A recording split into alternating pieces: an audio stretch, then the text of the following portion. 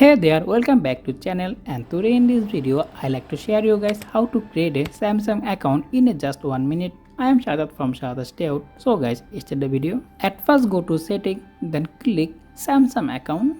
As you can see that you can get some option. If you have a Samsung account, you can click signing with Google or signing with a QR code. So right now I don't have any Samsung account, so that's why I click create a account.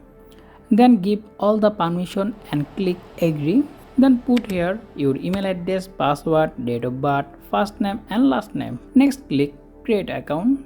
Next you have to put a number for two-step verification. Then click OK. Next you get a email to verify your account. Just click verify account. So now your account completely ready to use. So this is all about today's videos.